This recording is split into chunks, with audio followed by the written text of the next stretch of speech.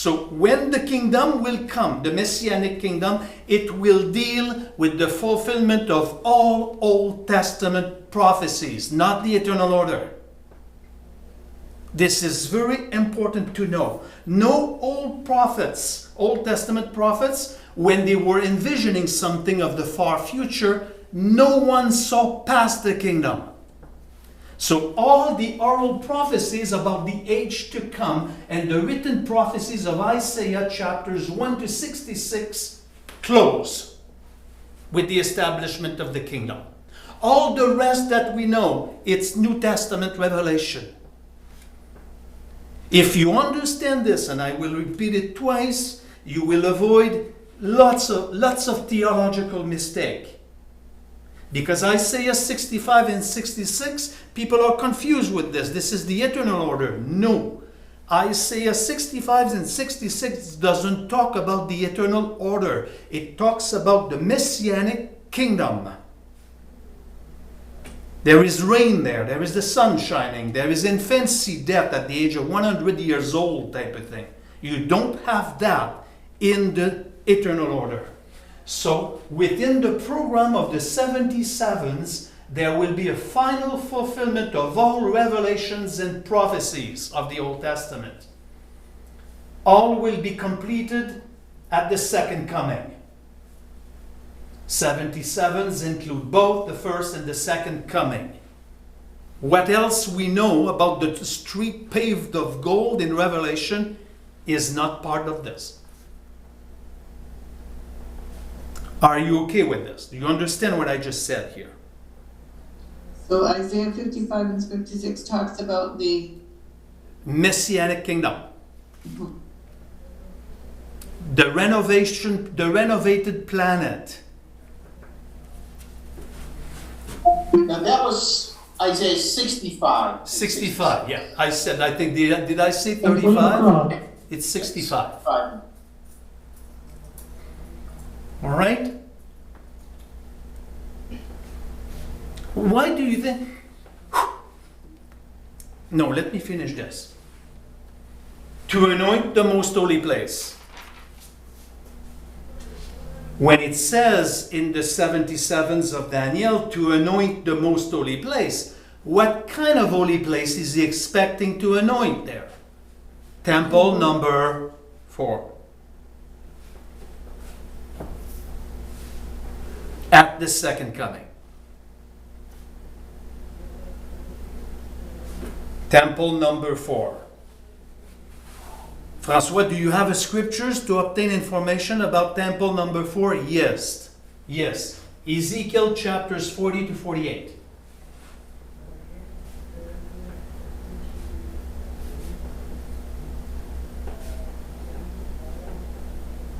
Now, Randy's coming back.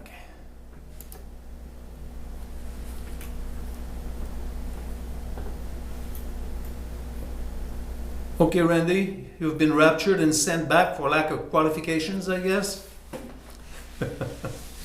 That was weird. My computer crashed. Okay. It does happen. I'm done with this. Okay. These are the 6 basically purposes of the prophecies of Daniel. It will accomplish all that within the 77s. Next week I'm going to refresh your mind how they work. The first 2 no gap, and then a gap in the third sets, and so on. I will just repeat that briefly, and then we will be able to embark into the Great Tribulation. Now, the reason why I was insisting concerning the Old Testament prophets never seeing past the kingdom, some people, if you say that to some people, it will be confusing, because in replacement theology, those who believe in the new Jews, that we are the new Jewish people and so on, and those who covenant theologians, they believe in the church in the Old Testament. They push back the church to the time of Abraham, even sometimes before this. Okay? And these are mistakes, basically. It's not proper, because you cannot make a case for this, because you need to allegorize too much.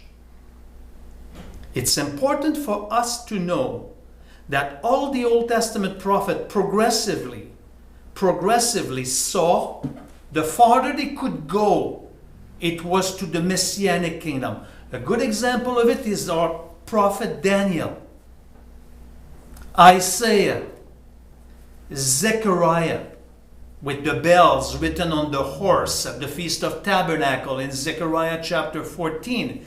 The vision that he has is the Feast of Tabernacle that will be kept in the 1,000-year reign.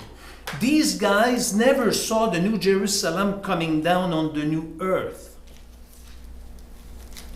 When you talk to the Jewish people, they still expect the Messiah. They don't believe in in Jesus being the Messiah. They still wait for the Messiah, and for them, the Messiah has to reign on earth for the age to come. On this one, they're right. Where they're not right is the fact that they don't believe the two comings of Christ, one for redemption, one to die, and the second coming to come to reign. So if your church is amillennialist, you cannot basically share all that kind of information with them unless they are asking you to share with you, because they will not accept it. Simple as this. The amillennial will not do this. So when you come to the cessation of all the prophecies, when they will be all fulfilled, it talks about the establishment of the Messianic reign. Because you know nothing about the millennial kingdom. In the new, the only piece of information that we have in the new, it's in Revelation 20, the duration of the age to come. The Jews, they don't even look. You cannot evangelize them with your New Testament. They believe in the age to come, and they put no years on it. Us, we do, because John told us through Jesus Christ. A duration is 1,000 years. So our Messiah never performed as the King of Kings. Yes, he is the Lord of Lords, but the only crown that was placed on the head of this God-man was a crown of thorns. He needs to come back, reign for 1,000 years, and that's the farthest that the Old Testament prophets saw. If you understand this as a chunk, it keeps you from making unnecessary stumble or coming to wrong conclusions concerning the text as a whole. I take it very seriously. That's why I don't stop in the summertime. I'm going to probably go through. I might take a week or two here and there, but we need to get it behind our belt properly. I'm not claiming exclusivity here. So lots of people, they like to accuse me of this and many other things. The book of Revelation is not the most complicated book to study. We have enough information to get a very good wrap our head around it and be able to explain this. Good. This I want you to know. You need to have this memorized. 7 seals, 7 trumpets, 7 bowls, going from mild to heavy. That's the content of the 7 years. These bowls will be terrible. Terrible. They will affect the crust, not the core necessarily, but the crust of the planet. The mountains will shift. There will be shift of the surface of the globe.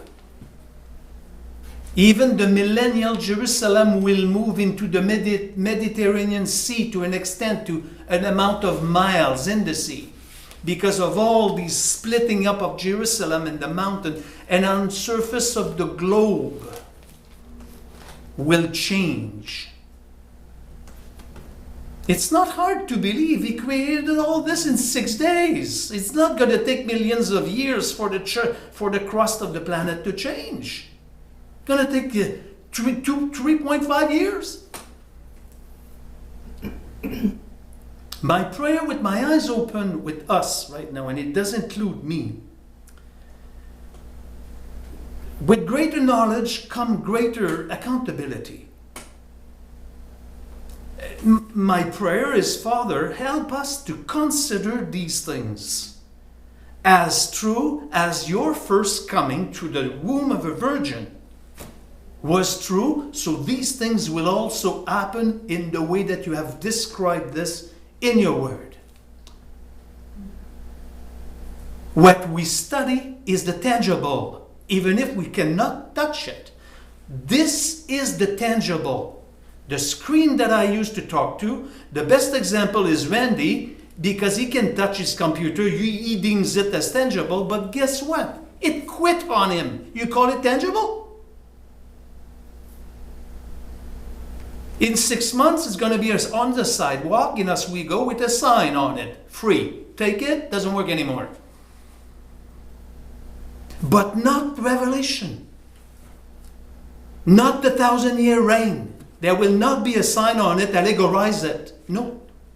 We already put the sign on it, allegorize this. So, I like to do mistakes like I did. I get excited and...